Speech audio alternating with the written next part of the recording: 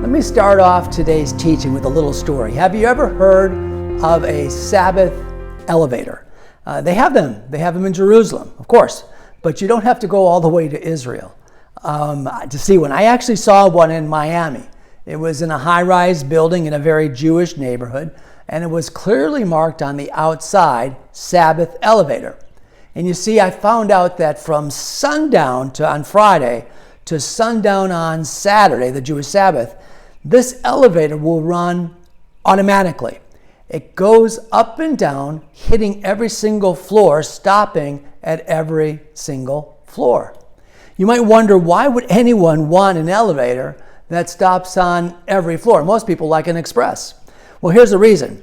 Because on the Sabbath, observant Jews are not allowed to push a button. Why? Well, because pressing the button is considered work by the rabbis. And on the Sabbath, according to the laws of the rabbis, as the rabbis interpret it, there's no pushing of buttons allowed on elevators. Now, to most of us, pushing a button doesn't feel much like labor. But this gives you an idea of just how seriously the Sabbath is taken by traditional Jewish law.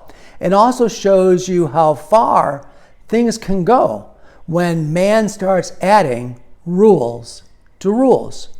Now, if you're a little older, you might remember that even up north and in Gentile country, Sunday used to feel a lot like the Sabbath. I remember being on a road trip heading south from Michigan when I was a kid, driving through Georgia, and it was a Sunday. And my mom was very, very concerned because the car fuel indicator was almost on E, and my dad had stopped at a number of gas stations, but they were all closed. He couldn't find a single gas station that was open on that Sunday morning. Everything was closed. You see, Sunday was to be different.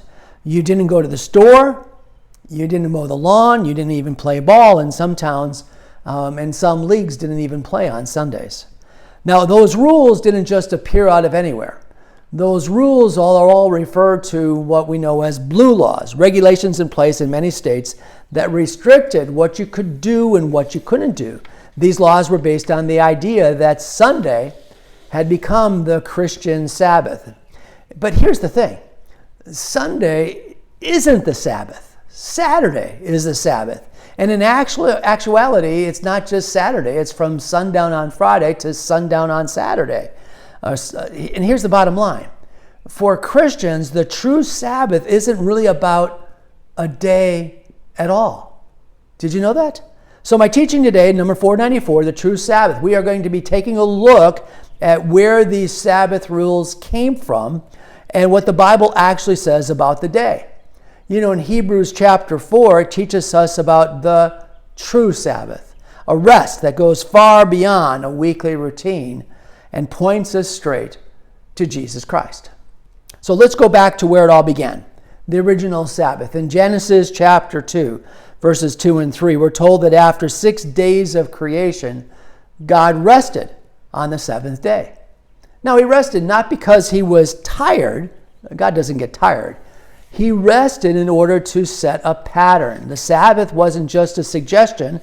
It became part of God's rhythm. It was part of the Ten Commandments. It became a rhythm for God's people. Later, when the Ten Commandments were given to Moses on Mount Sinai, the fourth commandment read this way. It said, "Remember the Sabbath, to keep it holy. 6 days you shall labor and do all your work, but the seventh day is the Sabbath of the Lord your God. In it you shall do no work." That's Exodus chapter 20. Now, this day of rest was a sign from God that this was his covenant with the people of Israel. It was holy. It was set apart. The Sabbath was a day to cease from labor and focus on God. It was not only a remembrance of creation, it was also a remembrance that Israel had been delivered from slavery in Egypt. And in fact, Deuteronomy chapter 15, Moses makes that point. It says, "And remember that you were slaves in the land of Egypt, and the Lord your God brought you out. Therefore the Lord your God commanded you to keep the Sabbath day." Over time, however, the Sabbath became less about resting in God and more about keeping many, many rules. Jewish leaders, wanting to make sure that no one broke the Sabbath, began to build fences around the law, adding law after law to protect the commandment, the fourth commandment. Eventually, scholars count 39 different categories, not just laws, but categories of laws, forbidding activities. These included things like carrying objects, lighting a fire, how far you can walk, tying knots, and as we heard earlier, those laws that would eventually lead the people in Miami and the people in Jerusalem to have elevators on the Sabbath that ran automatically. No pushing of buttons on the Sabbath. But you see, Jesus came. And when Jesus came, he began to challenge the legalism of the Pharisees and the Sadducees, the religious leaders, about what they had done to the Sabbath. You know, Jesus allowed a number of things. He healed on the Sabbath, in direct violation of what the Pharisees and the Sadducees said he couldn't do. He allowed his disciples to pick grain. He showed compassion. And this just infuriated the leaders of the day. In Mark chapter 2, Jesus says this. He says, "The Sabbath was made for man, and not man for the Sabbath. Therefore, the Son of Man is also the Lord of the Sabbath."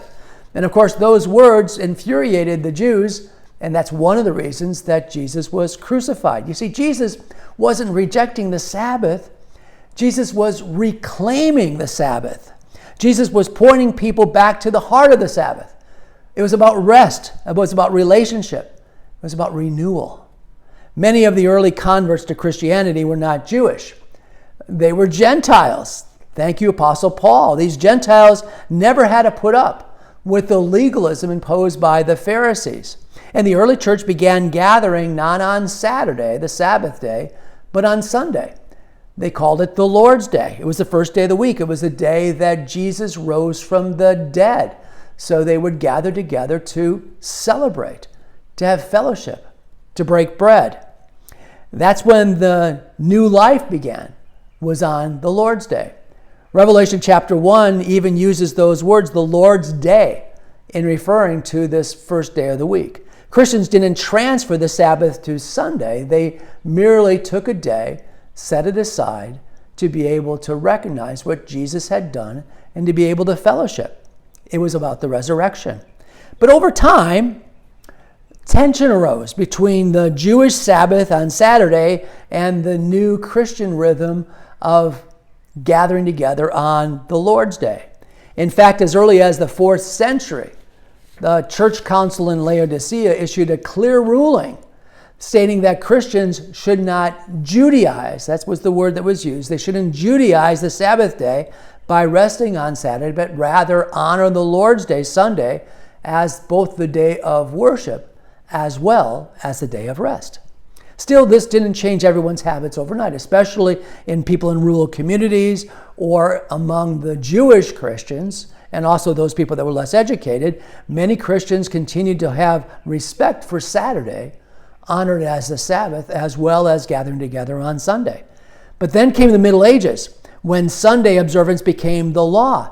And it wasn't just church law, but remember, the Roman Empire was the Roman Catholic Church. It was the same. Starting in the 8th century, Emperor Charlemagne and other emperors after him passed legislation forbidding work on Sundays.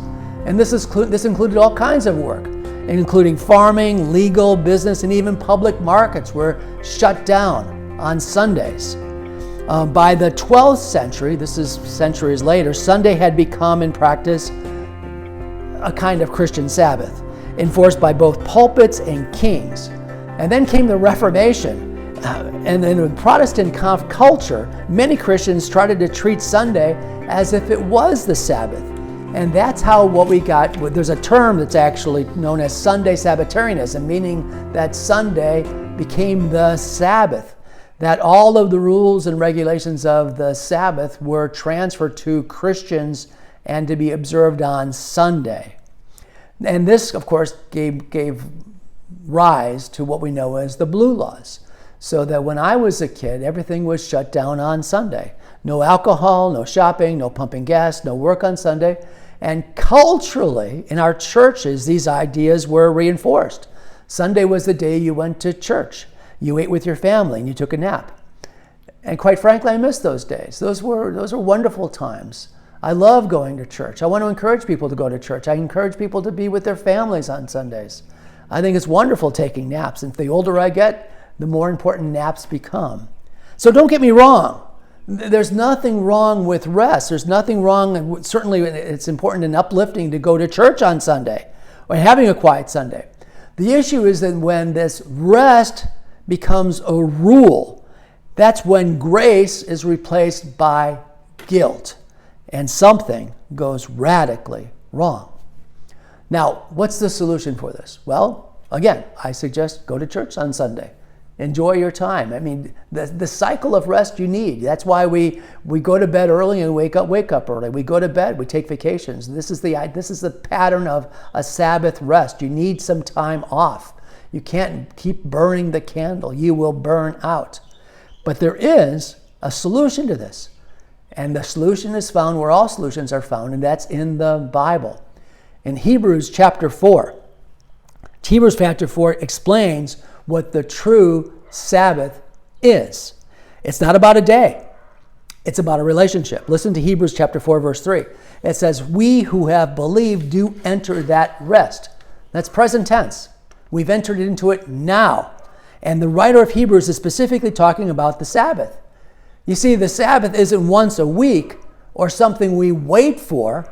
It's something we've already entered into.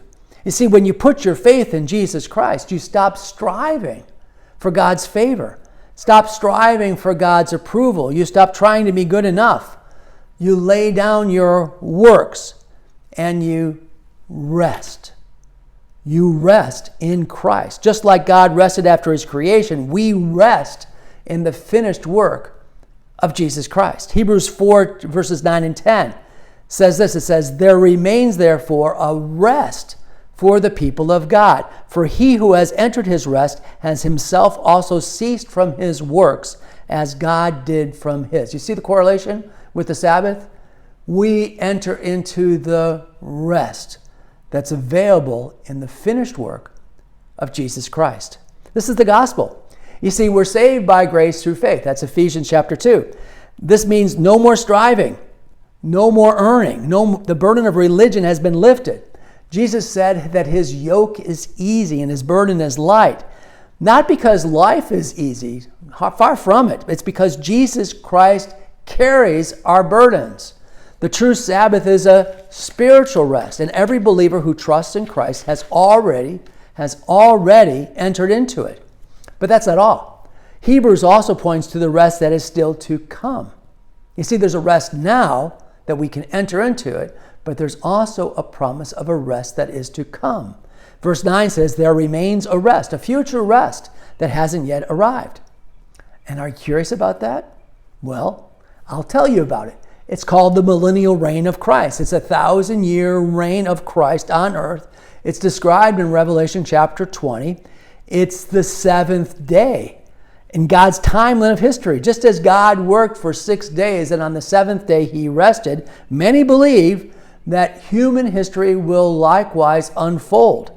A very similar pattern, approximately 6,000 years of man's toil, followed by a 1,000-year reign of peace and righteousness with Jesus Christ on the throne, literally, spiritually, physically. The millennial Sabbath is the ultimate rest for creation. It's the fulfillment of the promises to Israel. It's the reward, the just reward for the just. It's a world finally ruled with justice and mercy, where the Prince of Peace sits on the throne. So, again, we've talked about this before. We live now in the already and the not yet. It's something that we have now, but it's also something that is to come. We've already entered into spiritual rest through Christ. That's what Hebrews chapter 4 says. And we look forward to the final, physical, global rest when Jesus returns. And so, my friends, as we close, here's my question for you. Are you resting in Christ? Have you laid down the burdens of trying to be good enough holy enough, worthy enough.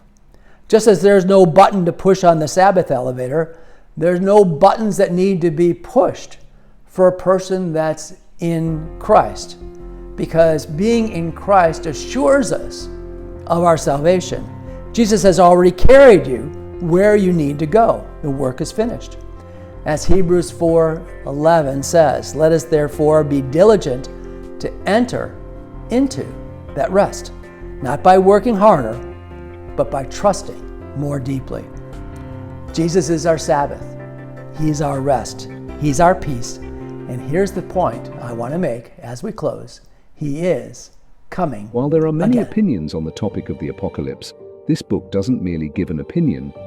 The Bible is the greatest source of information on the end times, which many people call the apocalypse. The full title of this book is The Apocalypse and Coming Kingdom, as Jesus is returning soon. Many have a fascination with the big question, how's it all going to end? The return of Jesus is the greatest promise yet to be fulfilled in the Bible. This book uncovers what many have only understood to be the hidden mysteries of end-time biblical prophecies. It is a definitive and prophetic look at the coming kingdom of Christ and the fate of all humanity. Available in print, on Kindle, and also on Audible, author and pastor Kenneth Baer's The Apocalypse and Coming Kingdom zeroes in on and breaks down biblical prophecy as it relates to Jesus' upcoming return and the coming 7-year period, including the Great Tribulation. Get your copy today.